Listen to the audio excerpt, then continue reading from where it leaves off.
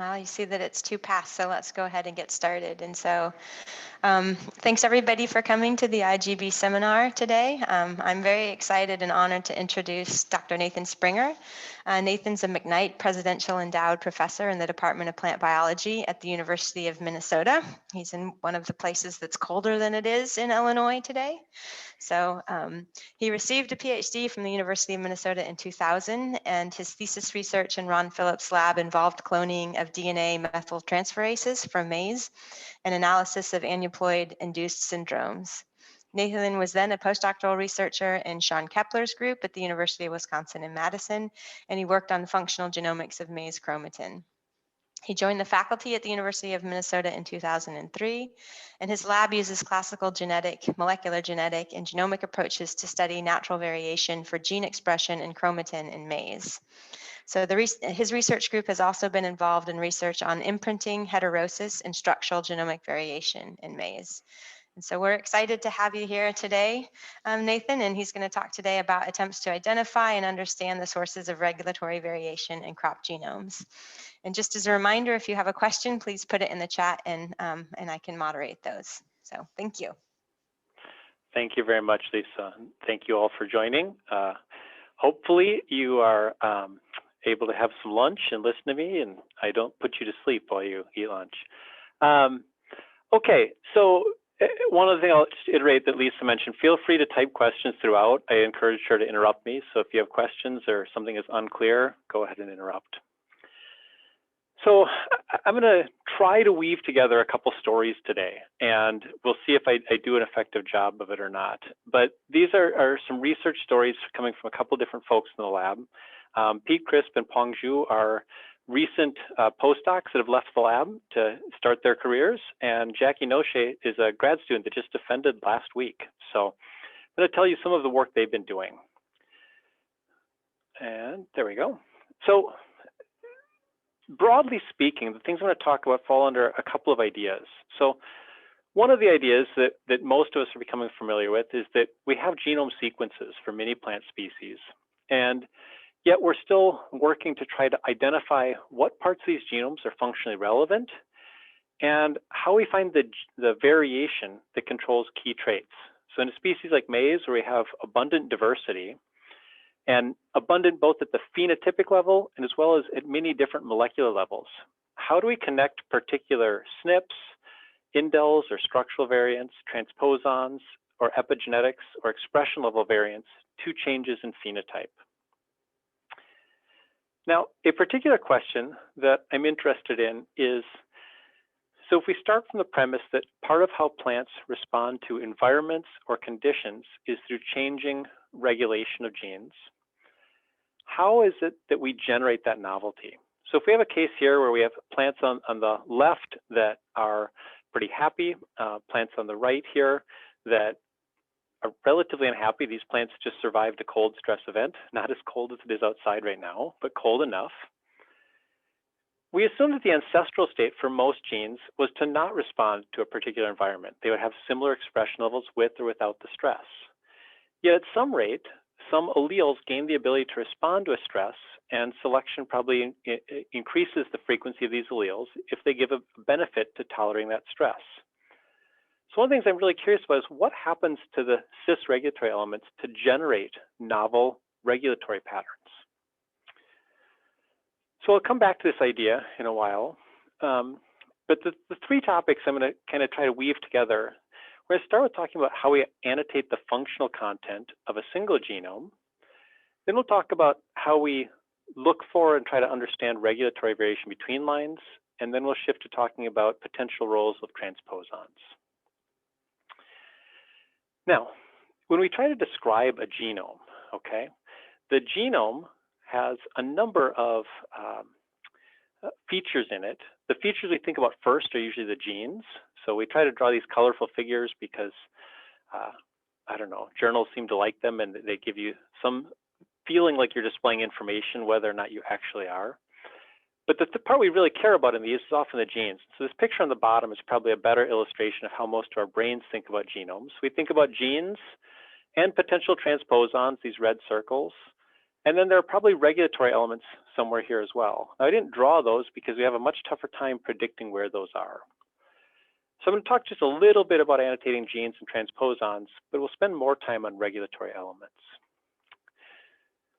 So when you try to look at the gene content, and this is not something that I am particularly qualified to speak about, I have been more of a complainer about the genes, the problems in an annotation, but annotating genes is difficult. What you're really trying to do is balance a complete annotation and a quality annotation. And what I mean by that is a complete annotation would capture all of the genes in a genome. A high quality annotation would make sure that everything you called as a gene is actually a gene. And this seems like a relatively simple concept. When I try to explain this to my undergrads in genetics, they assume that finding genes must be easy and trivial. But when you think about real genomes where transposons have captured fragments or encode things themselves, separating out what's a real gene and what's a fragment from a rearrangement and maybe not a real gene is actually quite difficult to do. Now, with transposons, so that's all I'm going to say about annotating genes. The annotating transposons, what I will bring up is that there are two annotation approaches out there. One of them uses structural features like the long terminal repeats, terminal inverted repeats, or target site duplications. And this structural annotation is really good for identifying the exact boundaries of elements and for finding or organizing families. So this approach was done by Michelle Stitzer to the Maize genome when she was a graduate student with Jeff Rossabara. And this approach really ends up with a fairly resolved annotation of genome. Homology-based annotation of transposons also works effectively. It finds a lot of the fragments, and it actually finds more of the genome as transposon, but it has problems because the annotation is often in many small pieces. In some cases, that's okay, and that works for your purpose. For most of what we're going to do, and I'll talk about later, is we want to resolve whole elements.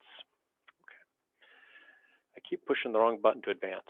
One of the things I want to bring up about transposons is that in maize, as well as many other crop genomes, these really account for the majority of the genome, okay? So if you look just here, a pie chart, the exon space is quite small. The transposons are very large. The LTR elements account for about 60% of the genome. DNA transposons, TIR elements, or helitron elements, each account for about 3.5%. I will note, however, that these DNA transposons are actually more numerous than the LTR. It's just they're much shorter. If we think about this relative to the genes, though, what we find is that transposons and genes are living together. So about 15% of the genes in the maize genome have a transposon inside of them, usually in an intron or an untranslated region. Almost half of the genes are within 1 kb of a transposon, and almost 80% are within 5 kb. So it's not like there are different compartments of the genome for just transposons or just genes. These really are living together throughout the genome. Okay, now the other part I said I was going to talk about here was how we annotate regulatory elements. And much of this comes down to how we look at chromatin patterns throughout the genome. So this is just a snapshot from some data that Bob Schmitz's lab has generated, looking at just a couple of genes here and chromatin accessibility, DNA methylation in this top track, and then a number of different histone modifications. And it's worth remembering that when the genome exists in the nucleus, this is the form that it exists in. And any enzyme or protein that's trying to access the genome encounters this landscape rather than just a linear DNA sequence, okay? And some of these marks have real information in helping us find regulatory elements. In particular, one that's been really useful has been chromatin accessibility. So the accessible regions of the genome, or I'll use the term ACRs, can be found through different methods. Most of the data I'll talk about is using ATAC-seq. And these can identify regions that are accessible, even that are far away from genes, such as this region here at the TB1 locus, or here's another region where the gene starts here, but the accessible region is a little bit upstream of it, okay? Now, these accessible regions, there's evidence they're important. Excuse me. In maize, this accounts for less than 1% of the genome, but some quantitative genetics estimates suggest that these regions account for a much larger proportion, maybe more than 40% of the phenotypic variation. Now, in addition, as I showed you before, many of the loci that we know there's a distal regulator, we find an ATAC-seq peak. However, what I'm showing you here is a little bit of a lie, and it's a little bit of a lie in a very important way. So I was just showing you the top part of this figure. And we do find an accessible region way up here where there's a genetically mapped regulator.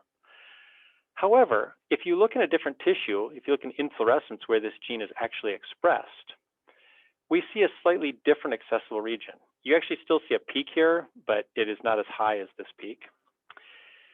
And one of the important points from this is that chromatin accessibility is very closely related to gene expression. And when you look at different tissues, the regions that become accessible vary among those tissues. If we look at data from the Schmitz lab, they looked at 3 different tissues for ATAC-seq data. There were 30,000 accessible regions in leaf, but there were many more that were not found in leaf. So if you want to find all of the accessible regions, and many of these accessible regions do seem to be the places where regulatory factors bind, you would have to start surveying quite a variety of tissue types or conditions to find all of the possible regulators in the genome. So this becomes something that's very similar to RNA-seq. It has value. The things that are accessible often probably are related to functional impact, but to find them all to get a complete set requires quite a substantial investment. So Pete Crisp and some others in our lab wanted to monitor this idea, this hypothesis that perhaps looking at the unmethylated regions of the genomes could predict potential functional elements even in tissues where they weren't being used. Now, there's been some evidence that if you look at these unmethylated regions very near genes, they can help predict which genes are expressible in other tissues. And if we look at the distal regions, we wanted to test whether they could predict potential regulatory sites. And part of the reason this matters so much is as we move from Arabidopsis to some crop genomes, if we look at the amount of intergenic space, this is DNA that's at least 2 kb from the nearest gene, we go up substantially. Arabidopsis has very little of this. Maize and barley, the numbers go up quite a bit. So Pete went through and identified unmethylated regions in these genomes. And you can see them if you just look at a methylation track. You see these little holes where there's an absence of methylation. In total, it's less than 6% of the maize genome is unmethylated. And if you look only at the space that's at least 2 kb from a gene, only about 1.3% of that is unmethylated.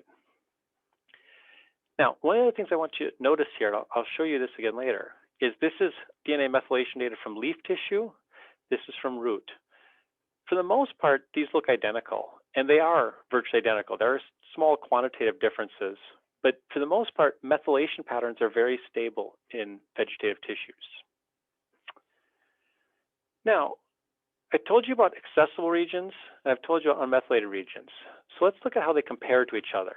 So here's a region of the maize genome. You're seeing methylation. There's a gene here. There's some other unmethylated regions nearby. We can add the accessibility data. What we find is that in general, if there's accessibility, it's unmethylated. It's greater than 94%. It's probably closer to 98 or 99%.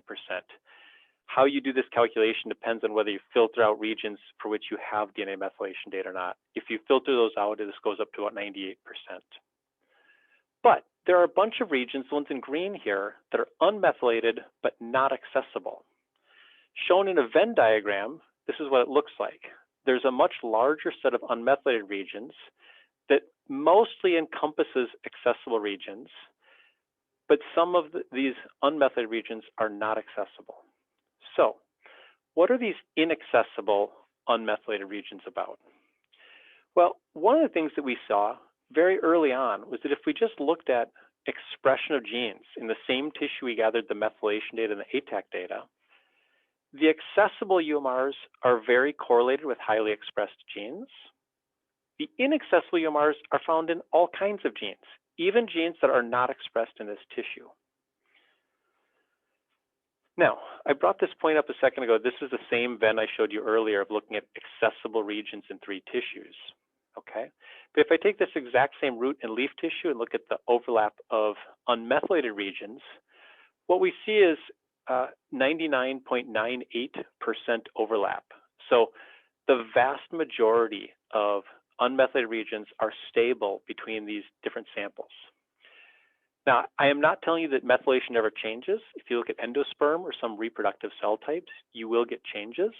However, most of the changes you see are quantitative rather than qualitative. They're not going from no methylation to the presence. Many of them are going as a percent methylation or quantitative levels.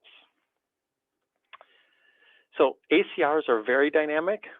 Unmethylated regions are much less dynamic, and rarely do we see strong shifts. And one of the things we noticed is that this set of unmethylated regions here, if we started looking at accessible regions from multiple tissues, we started to fill up this red circle. So in other words, the regions that are unmethylated but inaccessible in the first tissue might become accessible in another tissue. In other words, this larger red circle, what we think it represents is the catalog of potential accessible regions or regions that can be used as regulatory elements in some tissue type. And this is true both if we look at the distal regions and the regions that are proximal to genes. So here's just a visual example of that. Notice that the leaf and root methylation are very similar. This is a gene that is highly expressed in root tissue, and there are these ATAC peaks that are only found in root tissue and not in some of the other tissues, but they're unmethylated consistently in all of the tissues. Now, so the importance of this idea is that by generating methylation data on a single sample, you can predict the potential regulatory elements. And if you look across genomes with very different size, the unmethylated space is quite similar in size, okay? It only accounts for a very small proportion of the distal sequence. So this applies a relatively powerful filter, and we'll find most of the accessible regions. Most of the ones that are not overlapping here actually represent missing data, the part in red. So most of this non-overlap is probably trivial, and it's about alignment of methylation data, okay? So for this first part of the talk, the take-homes are, first of all, I don't want to make this sound simple or make it sound like I'm complaining that other people didn't annotate things easily. Annotating elements is very difficult in these genomes. And in this balance of completeness and quality, accessibility and methylation have different potential value. So ACRs are highly enriched for function, but they're primarily useful if you are looking at the tissue where the gene is expressed. If you want to do a relatively first pass of all of the potential regulatory elements and get more completeness, but potentially lower quality, the unmethylated regions are probably more valuable. But both of these have value as genomes get large to act as a filter to identify the potential elements in the genomes that might have more information or role in regulation. Okay? So that's the end of part one. And I'm going to shift now unless Lisa interrupts me and tells me there's something else I should respond to. No questions Okay. yet. All right, I'll keep going then. So the second part of the talk here is some work that's been done by Peng Zhu. And I'm going to tell you about two different projects that he worked on. One that gave me some, I don't know if insights, or maybe I should say changed the way I thought about regulatory variation among maize inbreds. And the second one that really starts to get the question of how can we predict or understand variable responses to environmental conditions.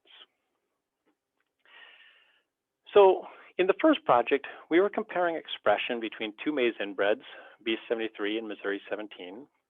And we were also looking at the hybrid, but I'm not going to tell you as much about the hybrid here. Now, many groups have done this kind of study and compared gene expression among different inbreds of maize or other species. Just like those other species, we find lots of differentially expressed genes in any tissue we look at. One of the things, though, that I hadn't thought about before, and I guess maybe if I thought about it, I assumed I knew the answer, was that if I have genes that are differentially expressed in tissue 1, my assumption was if they were expressed in tissue 2, they would be differentially expressed there as well.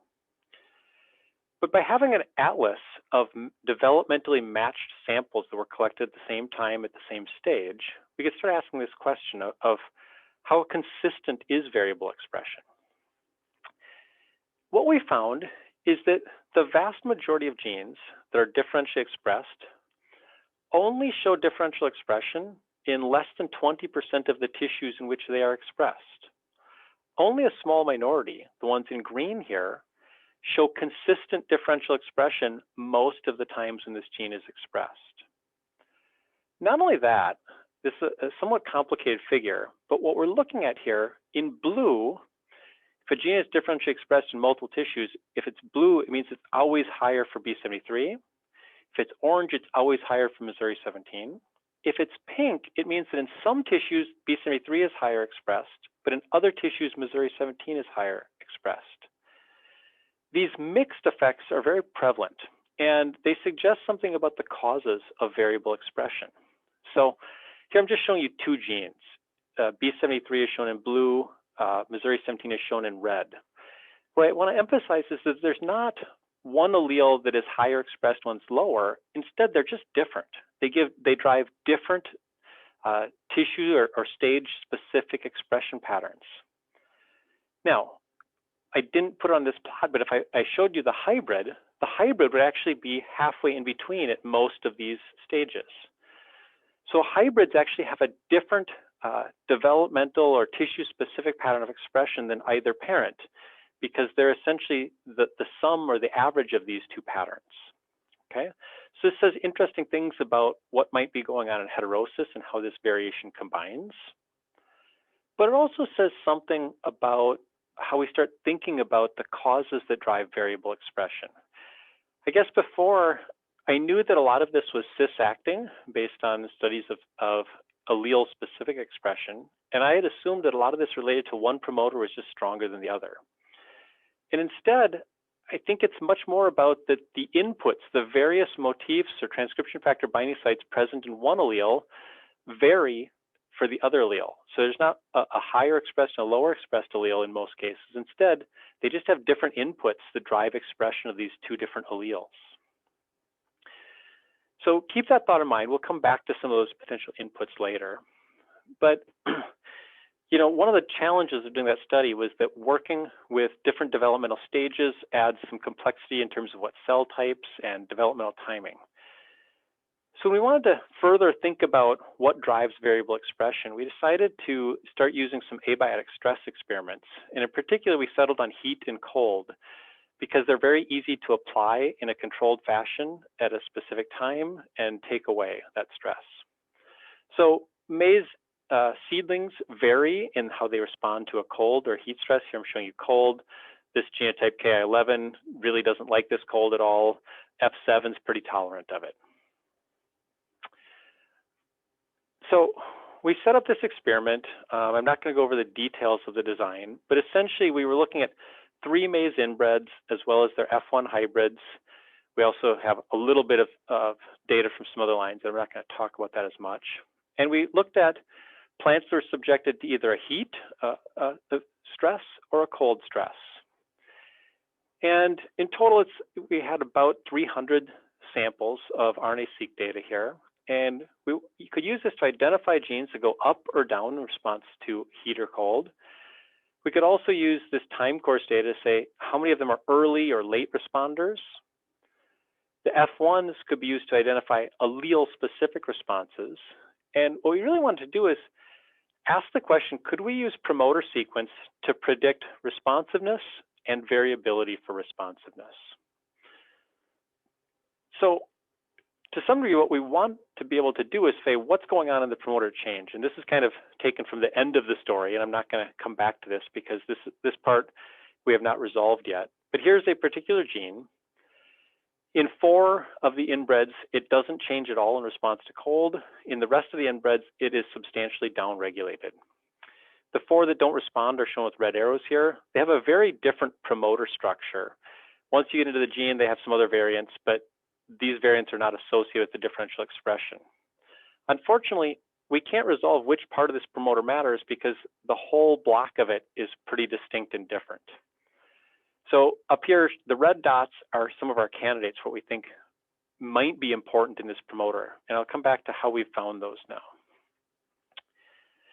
So what we've done here is, first of all, we used our replicated experiment to call differential expression. And one thing I want to point out when you're doing some of these abiotic stress experiments is that we were faced with a choice of, do we use a control at a matched time point, or do we compare them to time 0? So most people's instinct is I'll use the matched time point, and I'll find genes that are up or down regulated after 1 hour of a cold stress. Well, it turns out that when we started doing that, we found that a lot of genes we called upregulated actually didn't change in expression. What happened is in the control, the expression went down after 1 hour. So we decided to restrict our differential expression to ones in red, the ones that are differentially expressed in the same direction when we compare a stress sample to either a control at the match time or to a control at time 0, okay? Now, once we had those genes, we could identify subsets of them that had particular dynamic response, either being turned on early, later, turned down early, later, some transient responses, especially in heat. I'm not going to go into the details. A lot of these, the gene sets, or the Go terms in these different groups fit the types of things you'd expect. So we really did have cold or heat stressed plants. So then we got to this point where we wanted to identify motifs that are enriched for genes that respond. And many people have done this kind of experiment over the years. Most of the people I talk to that have done this are pretty negative about their experience of trying to find motifs. And I certainly sympathize with them. One of the first things you deal with is you have to make a choice of what is the region that might control this. Is it just regions upstream of the transcription start site? How far should I go? Should I include regions downstream? Not only that, I just told you about the importance of accessibility or unmethylated regions. Should I filter and only use regions that are unmethylated or accessible? So we ran this lots of different ways, using either genes, just differentially expressed genes from B73, or from all 3 genotypes, using all of the upregulated genes, or just genes in particular dynamic patterns. I'll come back a little bit to what we found, but for now, I'll just say we found lots of things, and then we took these things and used these as inputs for machine learning models to try to train a model that would use these motifs to predict whether or not a gene responds to stress. And we tried different schemes, so including things where if you just use B73 data and you take genes that are expressed but not differentially expressed compared to differentially expressed genes to do the training. You could do it, you use data from all 3 genotypes, or you could try to only use genes that show variable response and only those genes to train the model. This last scheme here did not work at all, so I won't be talking about it again. We'll talk about these 2 models here. They're referred to as the B model or the BMW model. Whichever one you pick, you end up generating a table that lists genes and their status for being differentially expressed or not, and then the presence or absence of each of the motifs that were found. You train on 80% of the data and evaluate how well it did with the other 20%.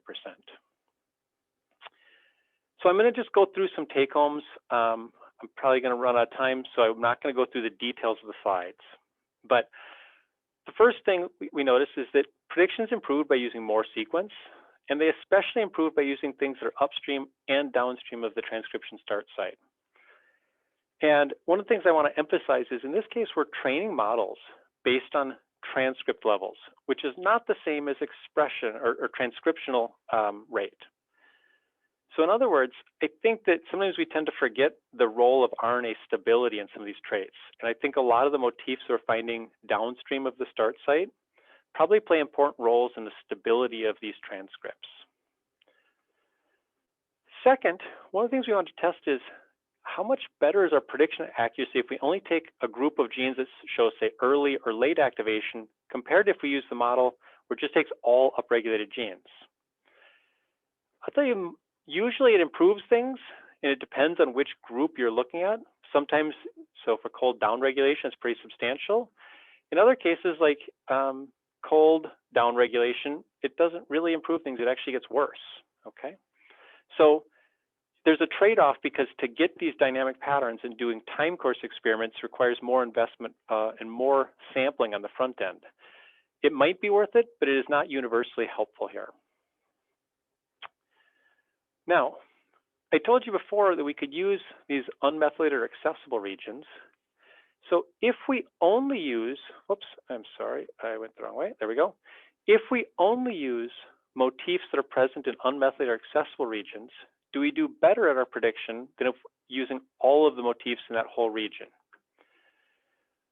So the answer is, in most cases, the yellow is a little bit taller than the blue. And so only using the motifs in the unmethylated regions makes things a little bit better. And one of the things I want to point out is, in this case, when we focus on the unmethylated region, we're only keeping about 40% of all motif instances. We're throwing out a large number of them.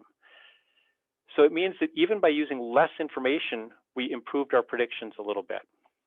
Interestingly, when we go to the ACRs, the gray bars here, universally things get much worse. And I'm not entirely sure if that's because we just have too little data left. I suspect that the bigger problem here is that our accessibility data is all from a control condition. Our accessibility data is not from a heat stress or a cold stress.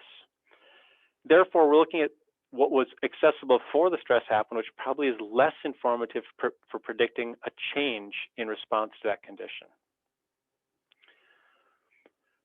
Now, this point here, this is a complicated slide, but one of the things that I guess I assumed going in was that motifs that are the most enriched would be the motifs that were most important in making a good model prediction. So what we're looking at here is on the x-axis, going from the most enriched motif to the least enriched of the statistically enriched motifs. So that's why there are different scales, because we find different number of motifs for these groups of genes. The y-axis is the feature importance score in the model. So for heat upregulation, the HSF binding site is the most enriched motif, and it seems to have the most importance in the model. Okay. However, for most of these other groups of genes, so look at cold upregulation, the most enriched motifs are really not very important in the model. Many of the most important features are the 30th, the 60th, or higher most enriched motif in that. So this was kind of indicated the importance of casting a broad net when you find these motifs, and then you allow the model to decide which of these motifs were most informative in predicting responses.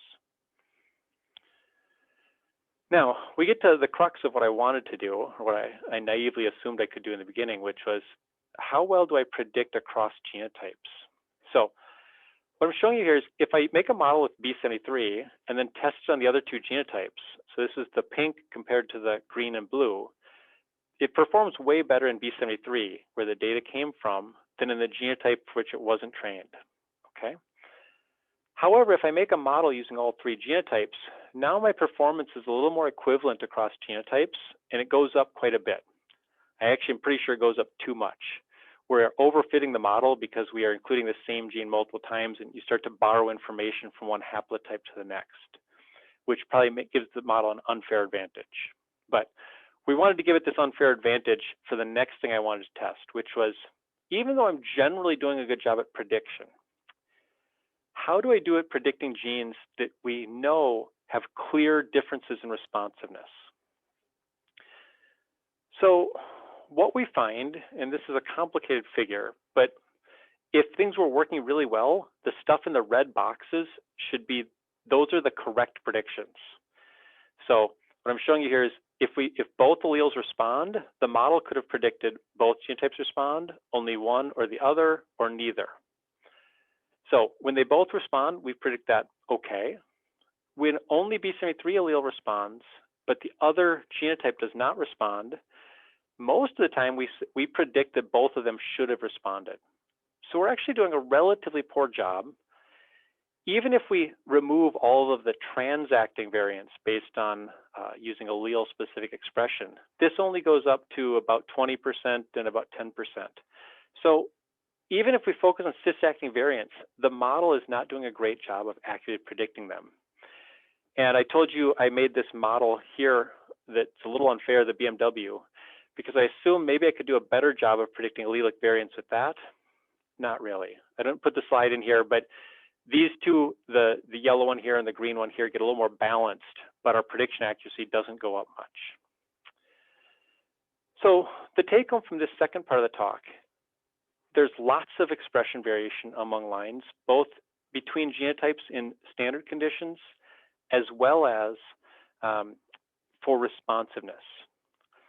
Much of this is cis-acting, and much of it affects particular tissues or conditions rather than affecting basal expression. Motif finding and modeling can help us and give us insights on potential regulatory regions, but I will tell you that there's a lot of work to do before we think we can explain variability between different alleles well. All right, Lisa, I see you there. Maybe there's a question. I'll got a couple of questions for you. Yeah, a couple questions, Nathan. The first one is that the unmethylated regions were shown to be stable across tissues in the same genotype, but are they stable across genotypes and or in response to the environmental perturbations? So let me deal with the last part of that first.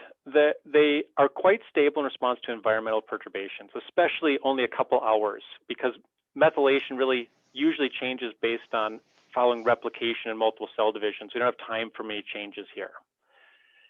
Between genotypes, there are quite a number of differences. Now, if I look between siblings of the same line, I see very reproducible patterns. So they're heritable, but they're quite different between genotypes. So in the modeling we just did, when we were looking at unmethylated regions, we separately had data for each of the inbreds that we used to predict which regions were unmethylated in each inbred. Okay. So the second question is, what blocks accessibility to the unmethylated regions that aren't ACRs? So I'm not sure that it's better to think of it as blocking accessibility as much as what causes accessibility. So a lot of the theory on why a region is accessible is probably because there's a transcription factor that's bound, and it prevents the local nucleosomes from binding and that region from being fully in a nucleosomal structure. In the absence of the transcription factor binding, so if you have an unmethylated region, it will still be wrapped in nucleosomes. You have not kicked those out because they get kicked out often because the transcription factor is there occluding them. So it's not that you're preventing accessibility per se in those samples, it's just that there's not a transcription factor bound that is enforcing accessibility. So that's how I would think about that. Okay, thank you. No problem. All right.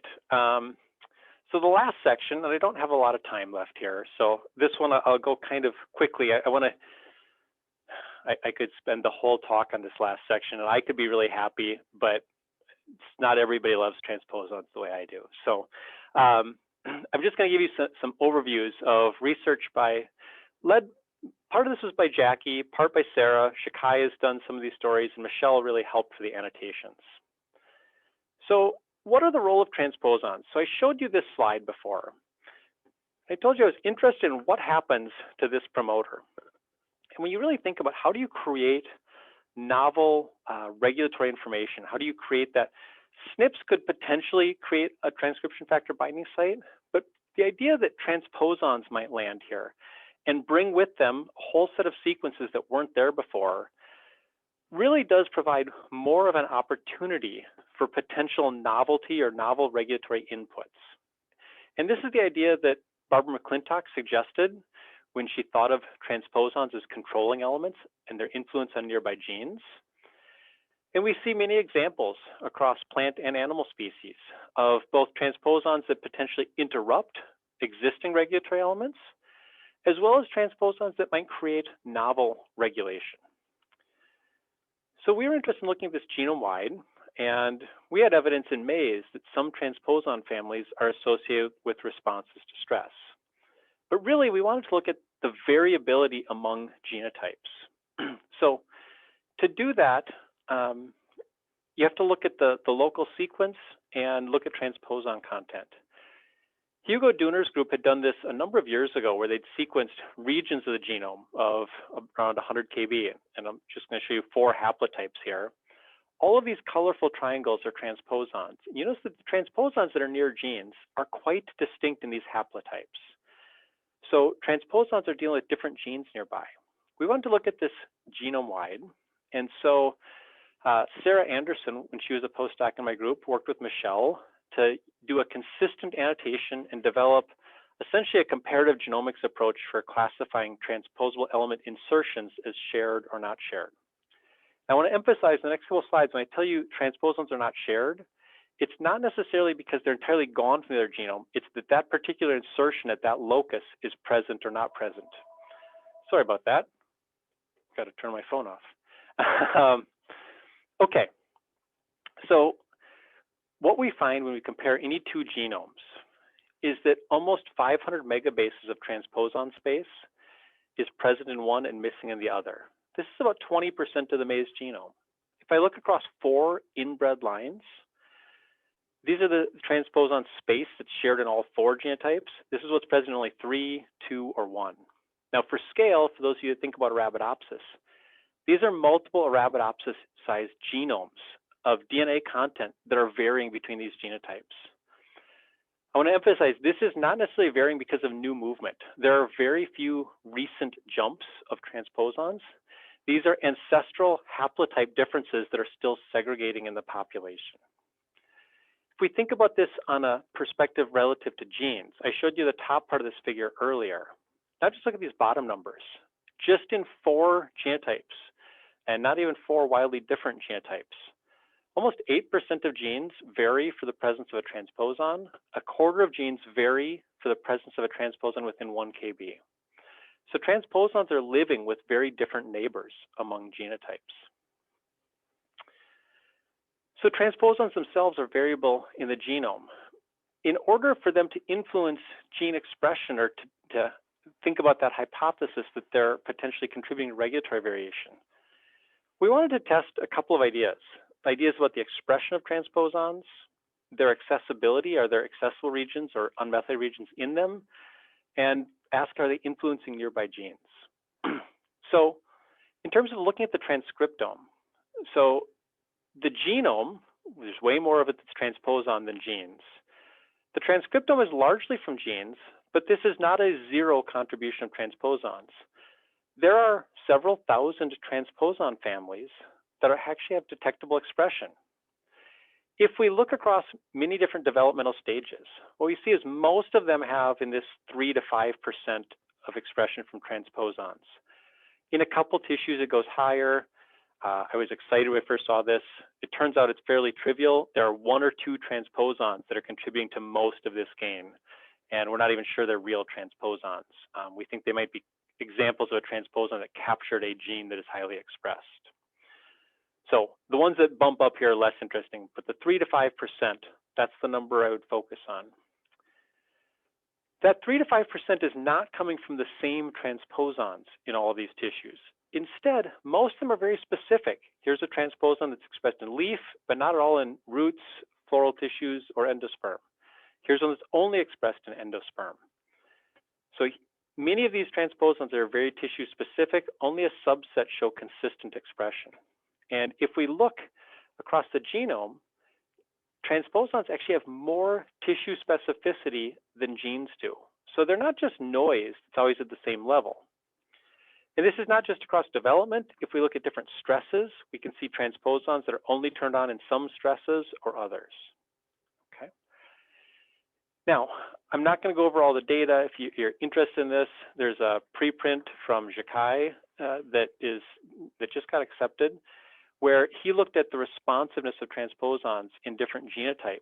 And what we can tell you is that the reason genotypes vary substantially for transposon expression responses is partly genetic, that is, or transposons that turn on in one genome, that the transposon just isn't there in the other genome, so it can't turn on. But then there are a bunch of other ones that have variable DNA methylation. So the same transposon is there, it turns on in one genotype, not in the other, but that transposon is differentially methylated in those genotypes. And finally, this question of how do transposons influence gene regulation? And really, Jackie spent some time looking at 2 different options for this. One option was this idea that I kind of introduced earlier, where the bright red color is an accessible region, and it's inside of a transposon. When that transposon jumps, it potentially brings with it an accessible region that might have regulatory elements. In the B73 genome, over 4,000 of the accessible chromatin regions are actually in transposons, and that was 4,000 out of just 30,000 in a tissue. Many of those have evidence for functionality based on assays like ACRS or high-chip or other chromatin marks. And when she actually looked in a panel of genotypes, the presence of this transposon with the accessible region is correlated with higher expression of the nearby gene in some cases. Okay, so we actually think that some of these transposons are carrying regulatory elements that are functional. Now, she also looked in the 4 genomes we had and found examples where there's this ACR, the bright red here, in B73, but a transposon jumps into it in another genotype. Just among these 4 genotypes, she found over 300 examples of these. So we think transposons are rewiring expression responses both in a positive way by providing new elements, as well as in a negative way by destroying elements that are currently there. So in this last part of the talk, I'll just summarize by saying these Maize transposons are highly variable between genotypes.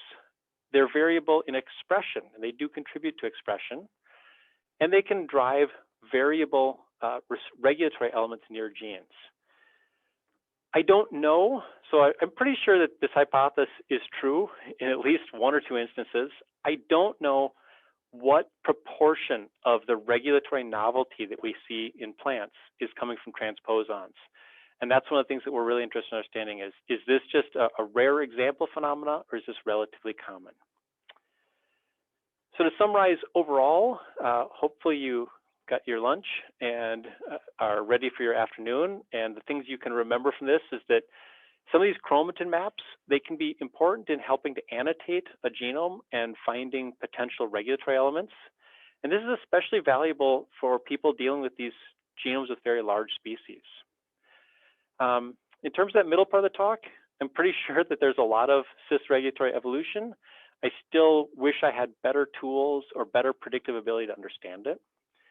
And in terms of this last part, transposons really are likely to contribute to this. I don't know how much they contribute. And with that, I will say thank you to a wonderful set of people. This is actually our lab retreat from last winter before things happened, and it was -20 that day. So I know I can get my lab out when it's cold. So I'd be happy to take any more questions that have arisen or that come up now. Thank you very much. That was just fantastic. There aren't any more questions in the chat, but if anybody has questions, please put them in there. I had one, and that was that you mentioned the importance of sort of RNA stability, and that's why you used information sort of after the start codon when you were looking at that. Does that matter if you're looking at sort of the acute response, so genes that go up really quickly, or sort of that longer term response? And did you do the machine learning both including that and excluding it to test that sort of time sensitivity? It's a great question. I can't say I looked really carefully. So we do have the early responders and the later responders. And that's certainly, I'll go back and look at that to ask that question of how much of a difference there is for using those. One of the things we did look at is we did notice that, so when you do your motif enrichment, you generate all these motifs, you can collapse them into, sometimes they're related motifs that are found, and then you can compare them to known transcription factor binding sites. I would say about 2/3 of our motifs can be associated with a known motif. However, the proportion that associates with a known motif is much higher in the upstream region than it is within the transcript itself. So when you start to get into that UTR region, a lot of those motifs are not predicted transcription factor binding sites, which kind of makes sense because we didn't really study those the same way or profile those sequences the same way. In terms of the dynamics, yeah, I mean, give me time here. I got too many slides. Let me go back and let's look at this together. You can interrupt me if there's other questions. That's why you gotta be careful.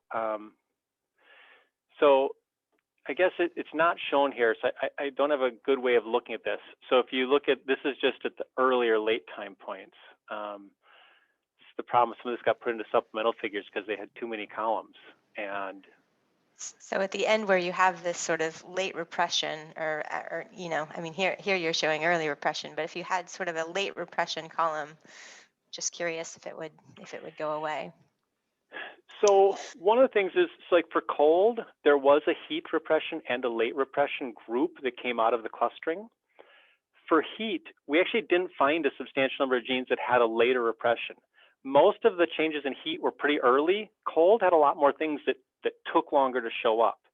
So these two stresses really, I was actually quite surprised at how different the responses were, the predictive abilities, the dynamics were between these two. They really are, I guess initially I assumed that a large proportion of what a plant does when it's stressed would be relatively similar. I mean, there would be portions that were specific to a stress, and there were portions just like these cells get stressed and they do common things. We didn't find as much of that. Okay. I will look at your question though. It's a good question about the stability in early versus late. So the next question is, could TE expression be sufficiently specific to be diagnostic of certain stresses? That's a very good question. It might be. We did find quite distinct differences in the TE transcripts. The one caveat I would give is that if I compare gene expression responses in the three genotypes that we were looking at there, they're pretty darn similar. Some differences, some are only responding one gene to the other. If I compare transposon responses, they were much more specific to an inbred line. So we could diagnose possibly which stress you had for inbred 1, but my ability to take that prediction and apply it to some other maize inbred would probably be pretty weak. So I'd be hesitant to make that a diagnostic tool that I would just go out to a field and use. Okay. Well, at the moment, I don't see any other questions in the chat, so maybe everybody can join me in reacting to a really fantastic seminar. Thank you very much. Thank you. Thank you all for listening.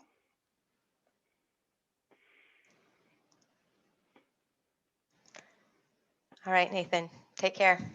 All right, you too. Thanks so much for the invitation. Bye.